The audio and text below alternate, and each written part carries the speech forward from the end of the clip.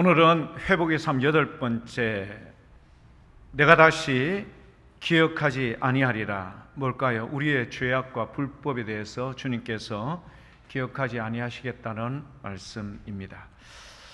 교회 여러분들도 학창 시절을 다 보내셨을 겁니다.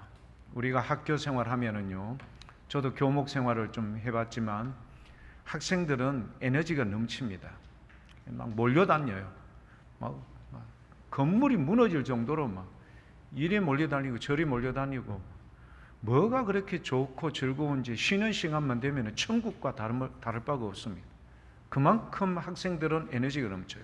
근데요, 이 학생들을 상담을 해보면은요, 저는 아무 생각이 없는 줄 알았는데 딱 물어보면은요, 대학교를 어디로 가야 될지 혹은 취업을 어떻게 해야 될지, 앞으로 인생의 진로에 대해서 다들 고민하고 있더라고요.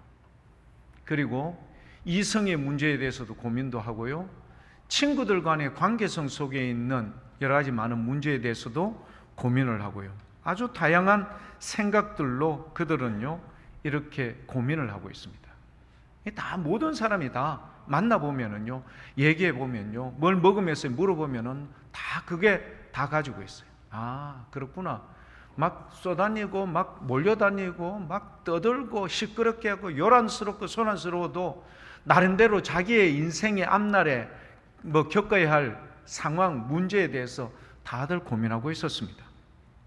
특히 교회에 다니는 학생들은요, 거기에다 플러스 알파가 있어요. 그 플러스 알파는 바로 다름이 아니라, 내가 이렇게 학창시절, 말하자면 청소년기, 사춘기 때 얼마나 죄의 노출이 많습니까? 확률적으로 굉장히 많거든요. 이럴 때 자기가 거기에 대한 죄에 대한 이 괴리감, 여기에 대한 불편함, 그래서 늘 그들은요, 암암리 숨겨두었지만 과연 하나님께서 내 같은 이런 죄인을 구원하실 수 있을까라는 이 근원적인 문제에 대해서 고민하는 학생들이 무척 많았습니다. 자, 이런 학생들 왜 그럴까요?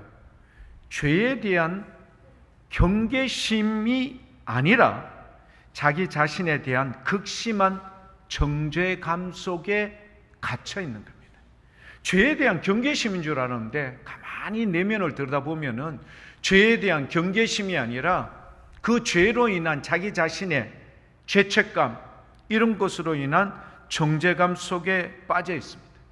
과연 하나님께서 이런 나를 구원하실 수 있을까? 반복되는 죄악과 변하지 않는 자기 모습을 보면서 자포자기하는 이런 경험을 모든 학생들이 대체적으로 가지고 있더라고요. 크든 작든 많든 적든 나름대로 이런 부분에 있어서 좀 나름대로 이런 그 자리에서 벗어나지 못하는 경우들이 많습니다. 과연 청소년들만 그럴까? 아니요, 장년들 역시 그렇습니다. 제가 예전에 있었던 교회에 이렇게 신방을 하면은 우리는 보통 이 짝믿음 가정이라고 이야기를 하죠. 그러니까 부인만 교회, 아내만 교회 다니고 남편은 교회 다니지 않는 경우, 혹은 남편은 드물긴 하지만 남편은 교회 나오는데 아내가 교회 나오지 않는 경우도 있습니다. 이런 경우에 신방을 하면요, 대체적으로 피해요. 신방을 가면은 그분들이 알아서 피해요. 그러니까 뭘 만나기 싫다? 목사님 오는 걸 싫어하는 거예요. 그래서 피하는데, 그런데요, 어떤 경우가 있는가 하면은 함께 신방하는데 좀 머쓱머쓱하지만 참여하는 사람이 있어요. 그런 경우가 있어요. 그래서 이제 다 예배를 드리고 나서 간단한 일에 다과를 하면서 물어봅니다. 선생님, 이제는 교회 나오는 게 어떻겠습니까? 그러면 씩 웃으시면서요, 뭐라고 이야기하는가 하면은, 아이고, 나는 교회 다닐 자격이 없습니다. 아이고, 나는 교회 다닐 자격이 없습니다. 뭐 누구는 교회 다닐 자격이 있어서 교회 다닙니까? 근데 그렇게 말씀하세요. 상당히 겸손하게 그렇게 보여요. 또 하나는, 나 같은 사람이 교회 다녀서 뭐 합니까? 그렇게 얘기하기도 하고요, 내가 좀 사회에서 좀 더 바른 생활해서 말하자면은 당신이 그렇게 주장하고 그렇게 강조하는 그 하나님 앞에 보시기에 좀 덜 미안할 정도로 내가 선을 행하고 좀 좋은 행동하고 난 뒤에 교회에 나가겠습니다 라고 이야기하는데, 이 말은 다 뭐죠? 거짓말이에요. 옳은가? 옳지 않아요. 겸손한가? 겸손한가? 아니요. 절대 아닙니다. 그 모든 것을 사단이 착각하게끔 만들어준 거예요. 착각이에요, 착각. 왜냐? 우리 하나님의 지혜와 우리 하나님의 능력과 우리 하나님의 전능하심이 죄 많은 우리의 인생을 주의 백성으로 삼아 주신 거지, 내가 뭐 그렇게 뭘 해서 뭘 어떻게 한다, 이런 생각을 가지고 있고, 이런 것이 어느 정도 채워지고 난 뒤에 교회에 나가겠다, 이거는 뭐죠? 착각인 겁니다. 그래서 오늘 본문 말씀 히브리서 10장 17절 말씀에 여러분 이렇게 우리에게 증언을 해줍니다. 오늘 말씀의 제목이기도 하고요. 히브리서 10장 17절 말씀 우리가 다시 한번 볼게요. 또 그들의 죄와 그들의 불법을 내가 다시 기억하지 아니하리라 하셨으니 아멘. 그들의 무엇과 무엇을요? 죄와 불법을 내가 다시 기억하지 않겠다라고 이렇게 말씀해 주신 이것은 우리들이 일평생 지은 모든 죄에 대한 사면의 선포인 줄 믿습니다. 뭐라고요? 우리의 일평생 동안 지은 모든 죄에 대한 사면의 선포다. 교회 여러분, 이 얼마나 놀라운 은혜입니까? 여러분 앞으로 그러면 오늘 말씀을 듣고 아멘하고 이제는 주님 앞에 정직히 살려고 노력하지만 될까요? 안 될까요? 안 되는 경우들이 많아요. 뒤에서 크락션 빵빵 울리면 갑자기 눈썰미가 쌍심지를 켜서 여러분 어떻게 될까요? 저 자식 니도 한번 맛 좀 봐봐라. 이런 경우들이 태반이지 않습니까? 교회 여러분, 우리가 살아가다 보면요, 수도 없이 끝도 없이 우리에게 달려드는 우는 사자와 같이 여러분 우리를 넘어뜨리려고 하는 것들이 얼마나 많은지 모릅니다. 이 대사면에 이 철칙, 원칙이 있음에도 불구하고 교회 여러분, 우리는 종종 때때로 흔들릴 때가 많아요. 여러분, 여기에 우리 주님께서 우리의 일평생 동안 지은 죄에 대한 모든 사면의 선포이다. 이 죄에 여러분 이것을 나열해 볼까요? 알고 지은 죄 혹은 모르고 지은 죄, 예수 믿기 전에 지은 죄, 예수 믿고 난 뒤에 지은 죄. 여러분, 이 모든 것이 총망라가 되어 있는 겁니다. 그래서 오늘 본문 말씀 18절에 우리에게 이런 확실한 말씀을 우리에게 선포해 줍니다. 이것들을 사하셨은즉 다시 죄를 위하여 뭐 할 것이 없다고요? 죄사 드릴 것이 없느니라. 우리 주님의 풍성한 은혜가 우리 모든 믿음의 교회 여러분들 가운데 충만할 수 있길 축복합니다. 사랑하는 교회 여러분, 우리 주위를 한번 살펴볼까요? 그래도 여전히 죄를 짓는 우리 자신을 보며 스스로 정죄할 때가 많죠. 또 정죄감에 휩싸여서 하나님의 구원을 의심할 때도 우리는 있습니다. 이런 것들은요, 죄에 대하여 대항하는 모습이 아니라 사단에게 패배를 인정하는 모습이고 죄에 대하여 완전히 속은 것입니다. 그래서 성경은 다시 한번 저와 여러분들에게 이 말씀을 선포해 줍니다. 제가 몇 군데가 있지만 두 군데만 한번 찾아볼게요. 시편 103편 12절, 시편 103편 12절. 이 말씀을 우리가 함께 읽을 때요, 좀 죄가 멀리 떨어졌으면 좋겠다, 멀리라는 표현을 좀 강조해서 그렇게 한번 읽어보셔야 됩니다. 시편 103편 12절 말씀. 아직 화면에 안 나옵니까? 예, 다 같이 한번 읽어볼게요. 동이 서에서 먼 것 같이 우리의 죄과를 우리에게서 멀리 옮기셨으며 아멘. 교회 여러분, 그래요. 우리 교회 주위에는 하여튼 이 젊은 친구가 계속 와서 교회 옆에 와서 계속해서 담배를 피는데 저는 계속해서 담배를 치웁니다. 생각 같은 그 담배 모아가지고 저거 집 앞에 갖다 놓을까 하다가 또 그러면 또 안 되죠.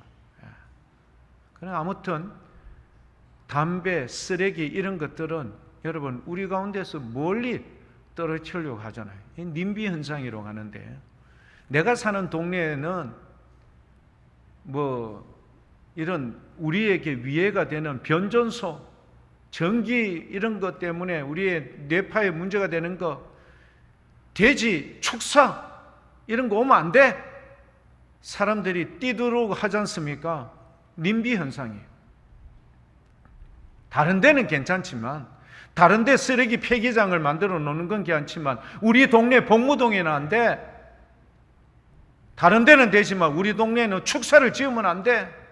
막 사람들이 이렇게 하죠. 그 다음에 여러분 여기 우리 여기 큰 말하자면은 저게 들었을 뻔했거든요. 큰 이거 뭐죠? 그거 차량기지. 맞아요. 우리 도지훈 형제, 우리 어제 우리 권사님하고 이야기했는데 도지훈 형제 오늘 꼭 온다. 그렇게 이야기를 했는데 정말 왔네요. 차량기지 때문에 말 많았죠. 맞아요. 그게 무슨 이야기인가 하면은 4호선이죠. 4호선 차량기지를 뭐 설치하는데 불노동 여기에 뭐 된다 안 된다 사람들 제가 그때 우연찮게 이제 갔는데 동장님이 저하고 아시는 분이거든요. 권사님이시기도 하고. 그래서 이제 가서 이런저런 이야기를 듣는데 사람들이요 핏대를 올려가면서 이야기해요. 안 돼! 우리 동네에는 차량기지 들어오면 안 돼. 정 들어올랐거든. 우리에게 이런 걸 해주든지 이렇게 막 하는데요. 아이고 거기 무슨 뭐 대구시 지부 무슨 뭐 민주당 뭐 국민의힘 뭐 이분들이 왔는데요. 얼굴이 벌개져서 갔어요. 이만큼 사람들은 그런 거예요. 자, 교회 여러분. 근데 우리는 우리의 죄와 죄악에 대해서 이렇게 멀리 떨어질 수 있도록 시편 103편 12절에도 이야기했고요. 로마서 8장 1절과 2절에 보면 우리에게 확실한 표현을 해줍니다. 우리의 죄의 문제, 죄악의 문제.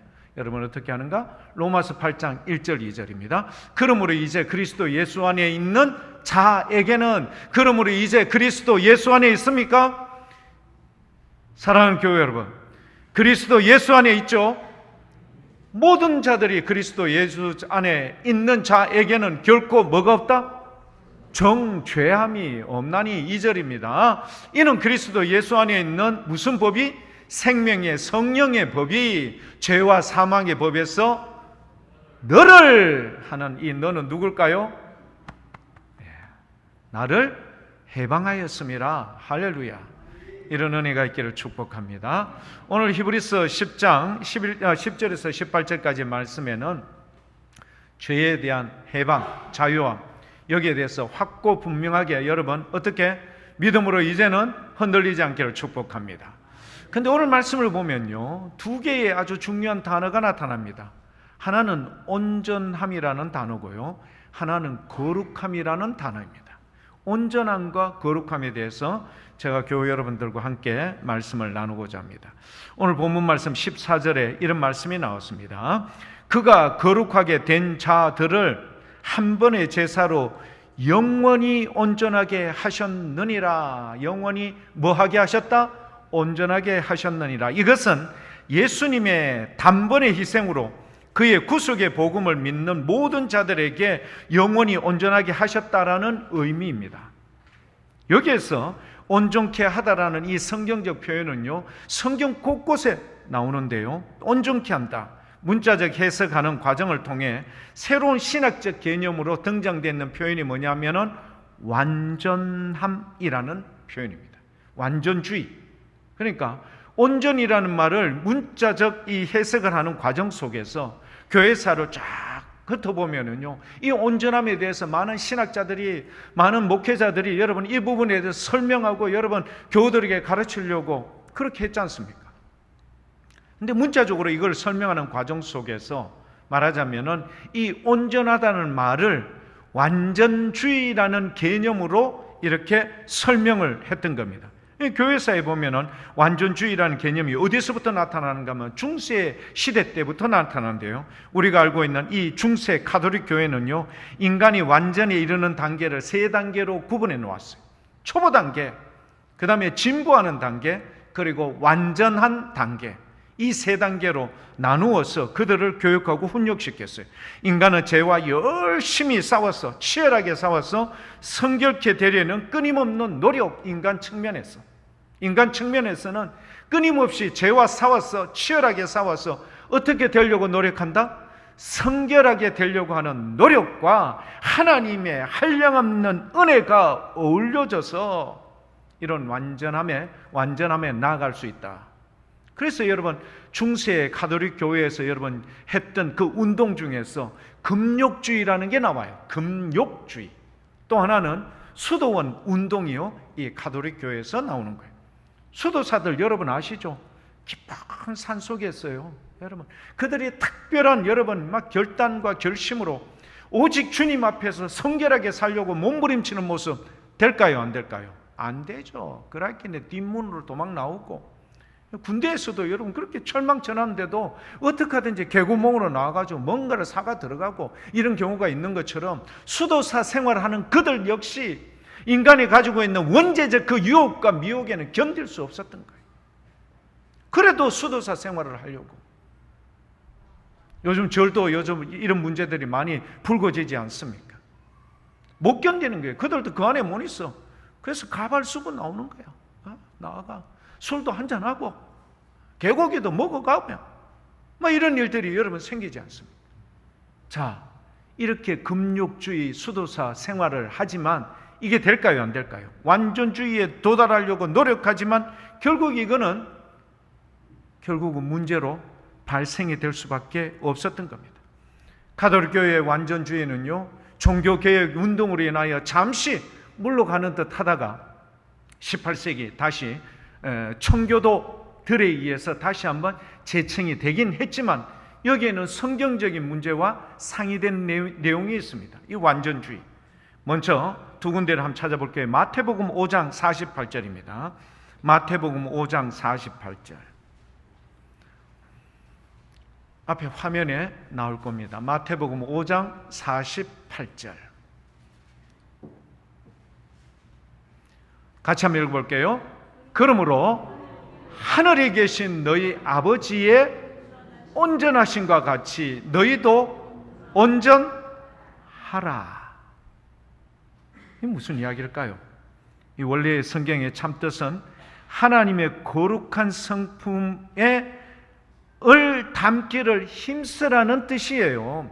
하나님의 무슨 거룩한 이 성품에 담기를 너희들이 힘쓰라는 거지, 하나님처럼 완전하라는 것입니까? 아닙니까? 아니죠. 우리가 어떻게 하나님처럼 완전할 수가 있겠습니까? 하나님의 거룩한 성품에 닮으려고 그렇게 노력하라는 것이지, 이 원래의 의미가 그런 것이지 하나님처럼 완전하라 이런 뜻이 아니다. 오늘 본문 말씀 14절에도 여러분 동일한 그런 표현입니다. 그가 거룩하게 된 자를 한 번의 제사로 영원히 온전하게 하셨느니라. 이런 표현은요, 구약제사, 즉 동물의 피로 여러분 인간을 죄의 오명에서 깨끗하게 못하지 않습니까? 그러나 예수님의 피로 그것이 가능하게 됐습니다. 그리고 성도가 하나님과 동행하는 삶을 살 수 있다는 것이지, 실제로 도덕적으로 완전하여져서 전혀 범죄치 않는다는 의미가 결코 아니다라는 사실을 꼭 기억할 수 있기를 원합니다. 그래서 이런 것을 볼 때 완전을 지나치게 강조하다 보면요, 어떤 피해가 나타나는 줄 아십니까? 완전을 하나님 앞에 막 그렇게 하는 것, 닮아가는 건 많지만 여러분, 그것을 완전하게 하기 위해서 노력하는 그런 것, 이런 문제가 있는데요. 첫 번째, 또 다른 율법주의를 낳게 되는 거예요. 그리고 또 다른 금욕주의를 낳게 될 수밖에 없습니다. 이 시대에 금욕주의와 이 시대에 또 다른 율법을 만들어서 그렇게 주님 앞에 서고자 하는 사람들의 모습이 나타나죠. 더 나아가 영적 교만과 자만의 상태에 빠질 수 있을 뿐만 아니라 심지어는요, 성도들 간의 계층과 계급을 나누어서 하나님 나라의 본질을 와해시키기도 하는 겁니다. 하나님께서 정해두신 우리 인간의 한계는 있을까요, 없을까요?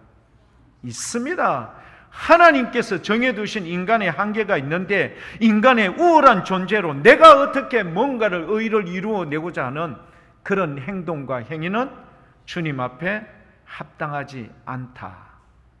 자, 그러면 우리는요, 팔짱을 끼면서 이럴 거예요. 그러면 우리가 뭐 다 그리 할 수 없으면 뭐 대충 살면 되지, 또 이러면 될까요, 안 될까요? 그렇죠. 그러면 안 되죠. 사람들이 참 야갔어요. 분명히 목사님 그래 이야기했잖아. 우리 완전하고 온전할 수 없으니까 뭐 그러면 이래서나 저래서나 똑같잖아. 이미 뭐 주님께서 내 죄를 사해 주시고 내가 구원에 대한 확신이 있는데 팔짱 끼고 살면 안 돼요. 자, 그럼 어떻게 해야 되는가? 여기서 우리가 완전주의에 대한 회의가 있을지라도 주님 앞에 차츰차츰 더 나가는 것을 우리는 무슨 단계라 하죠? 성화. 그죠? 거룩할 성, 거룩함으로 되어지는 과정, 성화에 대한 포기가 되지 않도록 주의해야 합니다. 완전함이 이른다는 것이 불가능하다고 해서 성화에 대한 노력 자체를 포기해서는 되지 않습니다. 또 비록 실수는 있지만 하나님 앞에서 행해야 할 의가 무엇인지 알아야 하고요, 그 같은 의를 성취하기 위해서 성화로 나아갈 수 있는 힘과 능력을 성령님께서 공급해 준다는 사실을 알고 최선과 매진해 나가는 우리 모든 교회 여러분이 될 수 있기를 축복합니다. 그래서 성경은, 사도 바울은요, 에베소서 4장 13절에 우리에게 이렇게 말을 해주고 있습니다. 에베소서 4장 13절, 그리스도의 장성한 분량에 이르기까지 라고 되어 있죠. 우리가 다 하나님의 아들을 믿는 것과 아는 일에 하나가 되어 무엇을 이루어? 온전한 사람을 이루어 그리스도의 장성한 분량이 충만한 데까지 어떻게 한다? 이르도록 여러분 열심을 다하여 나온 모습이 오늘 이 자리에 나와 있는 여러분들의 모습인 줄 믿습니다. 교회 나올 때 깨끗한 옷을 입고, 그래도 교회 나올 때는 정성을 다한 마음으로 교회 여러분 나오지 않았습니까? 헌금도 준비하고요. 그래도 지난 한 주간 동안 내가 어떤 삶을 살았는지도 돌아보며 거룩한 주님 앞에 두렵고 떨림으로 이 예배의 시간에 여러분 참여하셨죠? 여러분의 이 모습이 성화의 단계에 있는 모습이요, 그리스도의 그 장성한 분량에 이를 수 있도록 우리가 열심을 다하여 나가는 귀한 모습인 줄 믿습니다. 한 군데를 더 보겠습니다. 빌립보서 3장 12절 말씀. 사도 바울이요, 빌립보 교회에 또한 우리 교회에 우리에게 이렇게 말씀해 줍니다. 빌립보서 3장 12절 다 같이 한번 읽어볼게요. 내가 이미 얻었다 함도 아니요 온전히 이루었다 함도 아니라 오직 내가 그리스도 예수께 잡힌 바 된 그것을 잡으려고 달려가노라. 할렐루야. 내가 이미 얻었다 함도 아닙니다. 온전히 이루었다 함도 아니다라고 누가요? 사도 바울이 그렇게 이야기해요. 오직 내가 그리스도 예수께 잡힌 바 된 그것을 잡으려고 오늘도 열심히, 그리고 올해도 열심히, 아까 우리 장로님 기도할 때 여러분 들으셨죠? 내가 이 한 해 동안 좀 더 열심히 해보려고 했지만 아무것도 못 했습니다. 말씀 가운데 좀 제대로 살아보려고 했지만 제대로 한 게 없습니다. 여러분 이 기도에 대해서 어떻게 생각하십니까? 제가요, 여러분 이거 비밀인데 용서하십시오. 제가 이 비밀을 오늘 말해주겠습니다. 지난 수요일 날 예배에 참여하신 분들 손 한번 들어보십시오. 저하고 약속했잖아요. 무슨 약속했는가 아시죠? 여러분 나오신 여러분들은 다른 분들이 아멘 안 할 때 우리는 큰 소리로 아멘 합시다. 여러분 다짐하고 결심했는데 아멘 하는 사람 아무도 없더라고. 내가 속으로 주여 감사합니다. 만각의 은혜를 주심을 감사합니다. 교회 여러분, 우리가 그래요. 수요일 날은 그래, 이제 열심히 좀 기도할 때도 아멘 하고 좀 그렇게 적극적으로 해야 되겠다. 근데 또 주일날 되면은 또 그래. 그러면 또 제가 또 권면하고 또 힘내봅시다. 이렇게 또 하는 거죠. 자, 그래서 뭐죠? 우리가 온전할 수 없는, 이미 얻었다 함도 아닙니다. 온전히 이루었다 함도 아닙니다. 그래서 내가 오늘도 그리스도 안에서 그리스도를 붙잡으려고 최선을 다해서 달려가는 여러분의 모습이, 정말 성화되는 이 과정의 모습이 우리 주님이 기뻐하는 모습이 된 줄 믿습니다. 그러니까 여러분, 나를 갖다 너무 자괴감, 죄책감 가지지 마시고 그래도 열심히 한번 달려가 봅시다. 그래서 주님의 크신 은혜 가운데 영광의 그 나라에 이룰 수 있도록 축복합니다.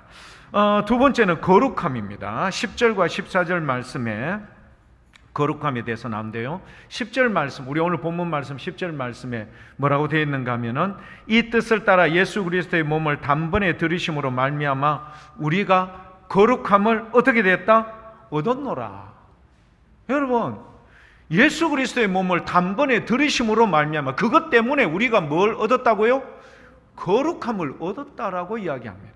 14절도 동일한 말씀이 나오죠. 자, 거룩함을 얻는 것은 예수 믿고 난 후에 우리들의 언행심사의 노력의 결과, 노력으로 된 것이 아니라 그리스도의 단회적 제사에 의해 즉시 얻게 되는 놀라운 은혜인 줄 믿습니다.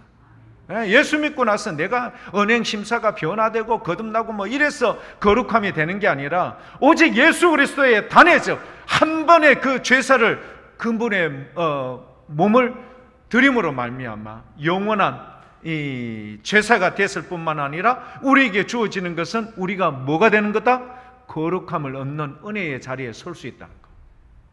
여러분, 이것을 여러분 모두가 다 취득하게 된 거예요. 여기서 거룩함이란 하나님께서 사용하실 용도와 일을 위해 따로 구별되어 깨끗하게 된 상태예요. 하나님께서 우리를 사용하시지 않습니까? 하나님의 그 용도에, 뭔가 이루실 계획에 맞는 용도에 우리를 딱 이렇게 구별되어 깨끗하게 되어놓은 상태. 그러니까 본절의 의미는요, 우리가 믿는 순간 하나님께서 사용하실 용도의 일을 위해 성별된 뭐가 되었다? 그릇이 되었다. 준비되어 있다. 여러분 모두가 다 그런 거예요. 그런데 많은 성도들은 이러한 진리를 뭐 하지 못하요? 실감하지 못하는 거예요. 의심하는 거예요. 아직은 나는 아닌 것 같아요. 그래서 우리가 종종 묻지 않습니까? 이제 교회학교 학생들 가르치는 교사 생활 좀 한번 해보시죠. 아이고, 나는 아직 좀 멀었습니다. 성가대 좀 쓰시겠습니까? 아이고, 나는 깨끗하지 못하고 이 말은 다 뭐다? 사단이 주는 말에 쏟고 있는 거예요. 여러분, 오늘 확고부동한 말씀은 뭐죠? 주님을 영접하고 우리 주님의 거룩한 제사로 말미암아 그분에 의해서 우리가 뭐하여졌다? 거룩하여졌음을 선포되는 이 말씀을 아멘으로 확신할 수 있기를 축복합니다. 그분에 의해서 우리가 그렇게 거룩하게 된 거예요. 그래서 사랑하는 교회 여러분, 우리의 부족한 이 모습을 보고 본질의 말씀을 의심해서는 되지 않습니다. 자, 교회 여러분, 예수님의 제자들을 예수님께서요, 이제 십자가에 달리기 전에 요한복음 13장에 보면요, 주님이 허리춤에 수건을 딱 차시고 대야를 갖다다가 그 제자들의 뭘 씻어줬죠? 발을 씻어줬어요. 그때 예수님께서 하신 말씀이 있어요. 요한복음 13장 10절에 이렇게 말씀하셨어요. 요한복음 13장 10절. 요한복음 13장 10절. 예수님께서 이르시되 이미 목욕한 자는 발밖에 씻을 필요가 없느니라. 온몸이 뭐하다? 온몸이 뭐하다? 깨끗하다. 너희가 깨끗하다라고 반복을 했잖아요. 그리고 이 말씀을 주님께서 요한복음 15장 3절에도 또 반복해서 이야기했어요. 요한복음 15장 3절. 우리가 잘 알고 있는 포도나무 비유가 나오는 요한복음 15장이죠. 15장 3절에 이렇게 우리에게 증언합니다. 너희는 내가 일러준 말로 어떻게 해요? 이미 뭐 하여졌다고요? 깨끗하여졌습니다. 맞습니까? 깨끗하여졌어요. 이미 깨끗하여졌어요. 자, 그런데 그 제자들에게 이렇게 말씀해 주셨잖아요. 예수님이요. 근데 제자들의 모습, 외관의 모습, 여러 가지 많은 행실을 한번 볼까요? 예수님께서 그토록 가르침을 받았음에도 불구하고요, 마지막 만찬 석상에서 누가 더 큰 질을 갖다가 서로 삿대질하면서요, 윽박지르면서까지 싸움질을 안 하나? 위기가 다가오자 여러분 발까지 씻겨주신 주님을 부인하고 배반하고 도망갔던 것이 누구였죠? 제자들이었어요. 이미 깨끗하다. 너희는 깨끗하니 발만 씻으면 돼. 그렇게 했는 이 제자들이요, 과연 주님 앞에 거룩한 모습일까요? 누가 더 높고 누가 높은 자리에 주님의 오른쪽 왼편에 앉아야 될지, 누가 더 큰 자인지를 여러분 그렇게 자랑질하고 서로 여러분 헐뜯고 갈등하고, 정작 주님의 이 십자가를 지는 그 상황에서는 부인하고 도망가고 배반했던 것이 제자들의 모습이었습니다. 과연 이 제자들이 주님께서 이미 깨끗하여졌느니라 그들이 거룩한 모습으로 여러분 선자들의 모습일까요? 아니죠. 인간의 측면으로서는 결코 아닌 겁니다. 자, 교회 여러분, 우리 하나님께서 성도로 부르시면요, 베드로전서 2장에 나와 있지 않습니까? 2장 9절 말씀에 나와 있죠. 그의 합당한 신분과 지위를 얻었다. 뭐죠? 영원한 제사장과 왕으로 우리를 불러주신 거예요. 영원한 왕과 거룩한 왕 같은 제사장이고, 여러분 우리를요, 이 왕과 제사장이라는 이 귀한 직분으로 우리를 딱 주님께서 이미 뭐 한 거예요? 임명을 한 거예요, 교회 여러분. 그런데 우리는요, 이렇게 받은 임명을 다소 성도들의 미흡한 행동으로 말미암아, 처신으로 말미암아 그 신분이 사라질까요? 안 사라질까요? 결코 사라지지 않습니다. 여러분 착각하거나 오해하지 마십시오. 우리가 성도들이 신앙생활 하다 보면은 거듭나고 여러분 새로워지고 믿음 생활 한다고 하지만, 우리의 감정이 욱해서 여러분 어떤 행동을 도출하고 어떤 표현을 하고 어떤 생각 속에 빠져 있다고 할지라도 주님께서 우리에게 임명하여 주신 그것 결단코 여러분 그것이 사라지지 않습니다. 자, 교회 여러분, 우리에게 이 베풀어 주신 주님의 은혜, 우리 좀 전에 여러분 베드로전서 2장 9절 말씀, 여러분 얼마나 우리에게 감동이 됩니까? 이거는 누가요? 베드로가 여러분 그 교우들에게, 핍박받는 교우들에게 그렇게 여러분 선포한 내용이에요. 베드로전서 2장 9절 말씀 전사님 다시 한번 보여주시죠. 그러나 너희는 택한 족속이야, 왕같은 제사장이고 거룩한 나라고 그의 소유가 된 백성이니 이는 너희를 어두운 데 불러내어서 그의 기이한 빛에 들어가게 하신 이의 아름다운 덕을 선포하게 하려 하십니다. 교회 여러분들에게 이런 사명이 있는 거예요. 이런 임무가 주어졌고요, 이런 놀라운 직분이 여러분들에게 주어진 거예요. 근데 우리는요, 내 모습, 내 삶을 통하여 여기에 대해서 부인하거나 합당하지 않다라고 늘 자괴감을 가지고 죄책감 속에 빠져 있다면은 이거는 누구의 능력을 무시하는 거예요? 우리 하나님, 우리 주님의 능력을 무시하는 거예요. 주님의 선포된 말씀을 무시하는 거예요. 교회 여러분, 내가 아니라 우리 주님의 일방적인 은혜요. 그래서 교회 여러분, 이토록 큰 은혜를 주시기까지 십자가를 지신 우리 예수님을 여러분 깊이 생각할 수 있기를 축복합니다. 주님을 믿었다는 그 사실 하나만으로도 이런 은혜를 베풀어 주신 것에 대한 감사와 찬송을 잊지 않기를 축복합니다. 우리는 하늘의 왕과 제사장으로 부르심을 입은 자처럼 날마다 경건과 거룩을 연습함으로 장차 임할 천국에서는 명실공히 그 이름에 합당한 거룩한 모습으로 설 수 있기를 축복합니다. 그래서 오늘 우리에게 주어지신 이 모든 자들에게 주시는 말씀, 출애굽기 19장 6절 말씀을 우리 다 함께 읽고 말씀을 마치도록 하겠습니다. 출애굽기 19장 6절입니다.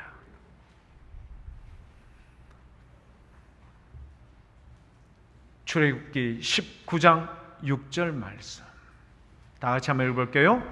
너희가 내게 대하여 제사장 나라가 되며 거룩한 백성이 되리라. 너는 이 말을 이스라엘 자손에게 전할지니라. 아멘. 사랑하는 교회 여러분, 이 말씀 가운데 확신을 가지시고요, 여러분의 삶에 누가 생각 속에 방해하고 미혹하고 넘어뜨리고 의심하게 하면 여러분 말씀으로, 성령으로 꼭 물리치시기를 축복합니다. 당당하고요, 담대하게 주의 거룩한 백성으로 여러분 열심을 다하여 성화의 과정을 그렇게 달려가되 주님의 그 나라에 이룰 수 있도록 우리 모든 교회 여러분들이 한 사람도 실족하지 않고 다 다다를 수 있기를 축복합니다. 기도하겠습니다. 아버지, 고맙고 감사합니다. 우리를 이처럼 사랑해 주신 그 십자가의 보혈의 피의 은혜와 능력, 우리는 고맙고 감사합니다. 모든 것이 주님의 은혜임을 깊이 생각하며 온전함으로 거룩함으로 주와 더불어 동행하는 에녹 같은 인생들 다 될 수 있도록 복을 내려 주옵소서. 감사드리며 예수님 이름으로 기도드립니다. 아멘.